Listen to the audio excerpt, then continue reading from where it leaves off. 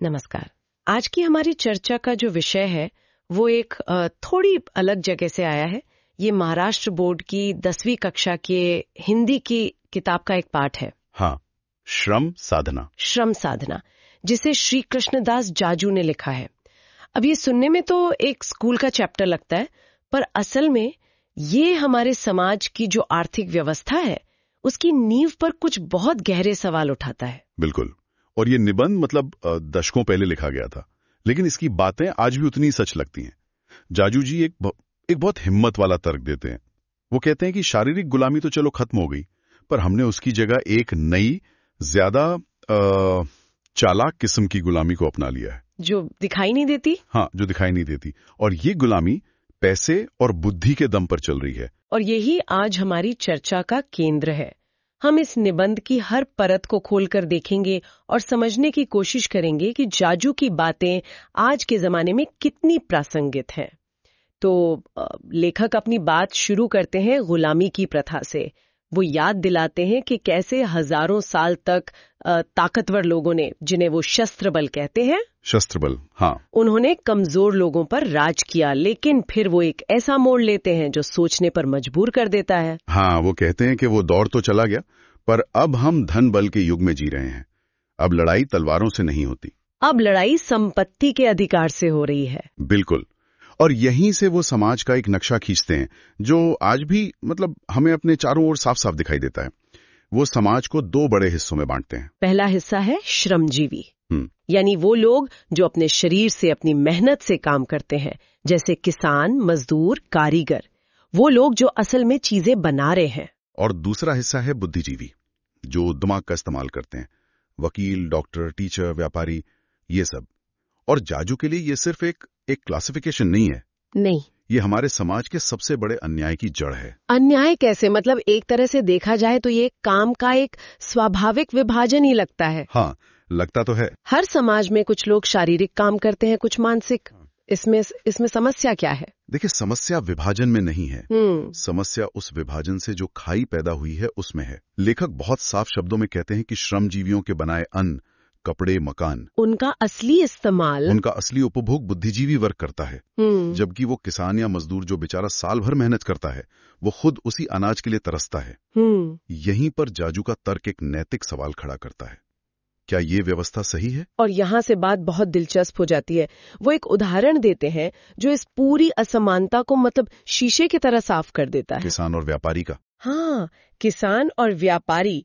किसान साल भर खून पसीना एक करके अनाज उगाता है, लेकिन एक व्यापारी कुछ ही दिनों में सिर्फ उस अनाज को खरीद कर और बेचकर किसान से कहीं ज्यादा मुनाफा कमा लेता है। ये तो आज भी होता है। बिल्कुल होता है। और ये सिर्फ एक गांव के किसान की कहानी नहीं है। अब सोचिए, एक फैक्ट्री में जो मजदूर दिन रात काम करके एक मोबाइल फोन बनाता है, उससे उसकी मेहनत का कितना सा हिस्सा मिलता है? और उस कंपनी के जो शेयर होल्डर हैं या जो सीईओ हैं, उन्हें कितना मिलता है? सही बात। जाजू असल में अर्थशास्त्र के उस सबसे बुनियादी नियम पर ही हमला कर रहे हैं जो कहता है सस्ते से सस्ता खरीदो और महंगे से महंगा बेचो। मतलब इस नियम में मुनाफा ही सब कुछ है। हाँ। बनाने वाले की मेहनत, उसका पसीना, उसकी कला, इन सब की कोई कीमत नहीं। कीमत बस इस बात की है कि चीज को कितने ज्यादा फायदे पर बेचा जा सकता है। सही कहा। और यहीं पर लेखक एक बहुत ताकतवर शब्द का इस्तेमाल करते हैं, शोषण। शोषण। वो कहते हैं कि ये कोई इत्तेफाक नहीं है, ये एक सोची समझी व्यवस्था है, एक शोषण की तीव्र और सामाजिक विचार प्रणाली। मतलब एक पूरा सिस्टम बन गया है। एक सिस्टम बन गया है जहां बुद्धि का इस्तेमाल ज्ञान बढ़ाने के लिए नहीं, बल्कि शारीरिक श्रम का शोषण करने के लिए हो रहा है। लेकिन क्या ये तर्क थोड़ा ज्यादा सरल नहीं हो जाता? क्या हम ये कह सकते हैं कि हर बुद्धिजीवी, हर व्यापारी सिर्फ शोषण ही कर रहा है?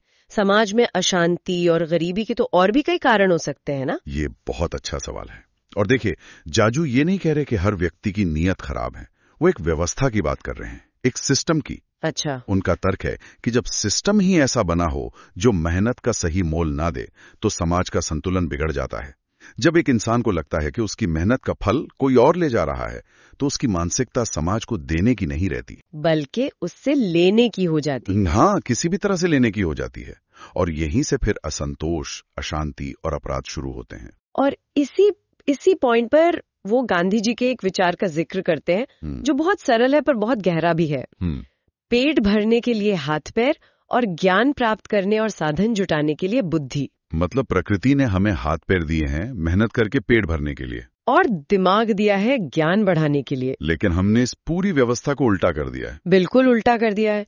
आज लोग अपने दिमाग का इस्तेमाल पेट भरने और तिजोरियां भरने के लिए कर रहे हैं, और वो भी अक्सर दूसरों के हाथ पैर की मेहनत का शोषण करके। जाजू के हिसाब से ये प्रकृति के नियम के ही खिलाफ है। तो ये एक नैतिक पतन है, सिर्फ आर्थिक समस्या नहीं। हाँ बिल्कुल। ये तो बहुत ही निराशाजनक तस्वीर लग रही है। अगर पूरा सिस्टम ही शोषण पर आधारित है तो क्या लेखक कोई समाधान भी बताते हैं या बस समस्या बताकर छोड़ देते हैं? नहीं, वो समाधान भी बताते हैं, और उनका समाधान भी गांधी जी के विचारों से ही निकलता है, और ये इस निबंध का सबसे जरूरी हिस्सा है। अच्छा, गांधी जी का समाधान 2 स्तंभों पर खड़ा है। पहला है श्रम की प्रतिष्ठा स्थापित करना। श्रम की प्रतिष्ठा यानी मेहनत का सम्मान। हाँ, ये तो आज भी हम देखते हैं कि समाज में एक मजदूर या किसान के काम को एक डॉक्टर या इंजीनियर के काम से कम समझा जाता है। हम blue collar, white collar jobs की बात करते हैं, और इन शब्दों में ही एक तरह का भेदभाव छिपा हुआ है। बिल्कुल। जाजू और गांधी जी का मानना था कि जब तक हम शारीरिक मेहनत करने वाले को समाज में छोटा समझते रहेंगे तब तक सच्ची समानता आ ही नहीं सकती। सम्मान सिर्फ पैसे या पद का नहीं, हर तरह के काम का होना चाहिए। ये पहला कदम है। और दूसरा कदम क्या है? दूसरा और सबसे बड़ा स्तंभ है समता यानी समानता। समानता। और ये सिर्फ सामाजिक सम्मान की समानता नहीं है, ये आर्थिक समानता की बात है। एक मिनट, ये बात मुझे थोड़ी चौंकाने वाली लगी। क्या लेखक सच में ये कह रहे हैं कि एक वकील और एक किसान की जो आमदनी है वो लगभग बराबर होनी चाहिए? आज के जमाने में तो ये विचार ही बहुत क्रांतिकारी लगता है। हाँ, और यही इस विचार की ताकत है। वो साफ साफ कहते हैं कि आज एक किसान और एक वकील की आमदनी में जो हजारों गुना का फर्क है वो अन्यायपूर्ण है, वो शोषण का प्रतीक है। उनका मानना था कि ठीक है, योग्यता और जरूरत के हिसाब से थोड़ा बहुत अंतर हो सकता है, लेकिन इतनी बड़ी खाई समाज को तोड़ देती है। लेकिन ये व्यावहारिक रूप से कैसे संभव है? क्या इसके लिए हमें सब कुछ सरकार के कंट्रोल में देना होगा? ये एक तरह से साम्यवाद जैसी बात नहीं हो गई? यहीं पर गांधी जी का रास्ता अलग हो जाता है। उनका मानना था कि ये समानता कानून के डंडे से नहीं लाई जा सकती। अच्छा। अगर आप जबरदस्ती अमीरों से उनकी संपत्ति छीनेंगे तो एक शोषक वर्ग की जगह दूसरा आ जाएगा, पर वो जो शोषण की मानसिकता है वो नहीं बदलेगी।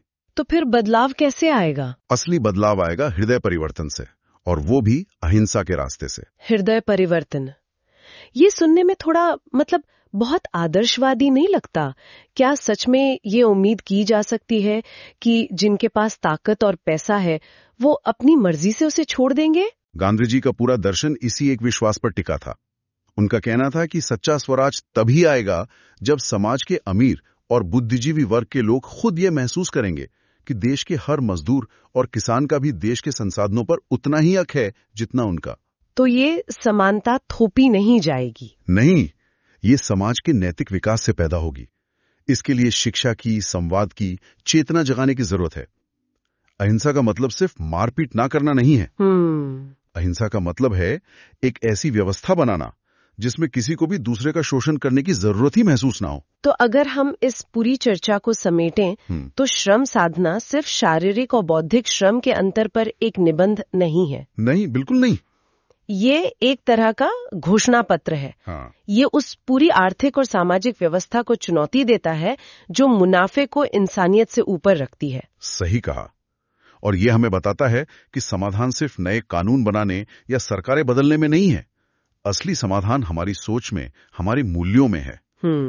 जब हम हर तरह के काम का दिल से सम्मान करना सीखेंगे और एक ऐसी व्यवस्था बनाने की कोशिश करेंगे जहां हर किसी को उसकी मेहनत का उचित फल मिले, तभी एक स्वस्थ समाज बन सकता है। यही गांधी जी के अहिंसक स्वराज्य का सपना था।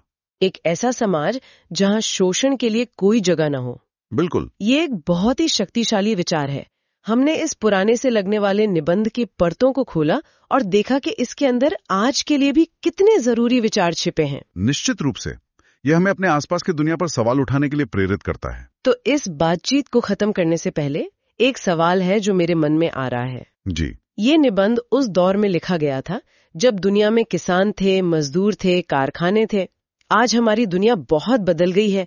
हमारे पास गिग इकोनॉमी है, वर्क फ्रॉम होम है, एआई है, ऑटोमेशन है। हाँ। अब तो शारीरिक और बौद्धिक श्रम के बीच की जो रेखा है वो भी धुंधली हो रही है। हाँ, आज का श्रमजीवी शायद एक अमेज़न के गोदाम में काम करने वाला कर्मचारी है, या फिर एक उबर ड्राइवर जिसे एक एल्गोरिदम कंट्रोल करता है। बिल्कुल। तो सवाल ये है कि इस नए दौर में, इस नई दुनिया में कृष्णदास जाजू और गांधी जी के श्रम की प्रतिष्ठा और आय की समता के विचारों का क्या मतलब है?